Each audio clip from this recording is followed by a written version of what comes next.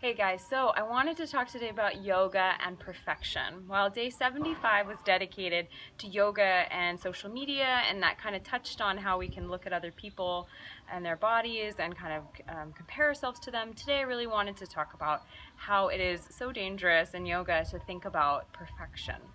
I mean, there is an element of of supreme, spiritual perfection or supreme bliss, or there's this, spiritual element to yoga which would involve, obtaining this kind of union with a greater divine perfection. However, in the practice itself, if you become completely obsessed with the perfection of the asana, you become attached to the asana. You want to have the correct alignment, you want to be in the right positioning, you want the shape to be correct so that you don't injure yourself, and so also that you are stretching the correct muscles so that the prana is moving in a good way throughout the body, the way that it's supposed to in that asana. These are all key.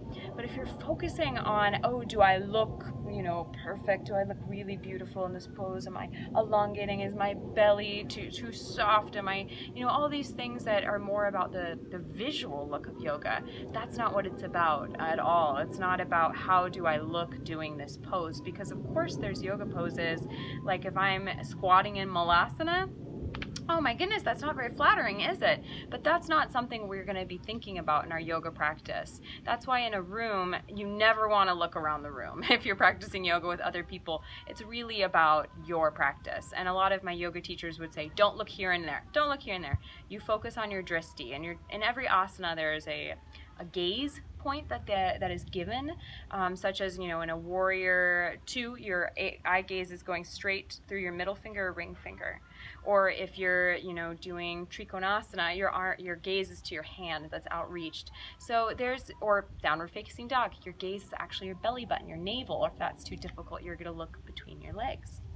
And so this eye gaze is so that you're in the correct alignment and also the energy is flowing correctly. It helps to make sure everything's aligned, but it's also so that you're not looking around the room, you're not comparing yourself. I just would like to encourage you all to just release the image of perfection, that ideal of perfection, the body perfection, body image. Just release that. Yoga is about unifying the mind, the body, and the spirit. So we are having a fun scooter drive on by here in Bali.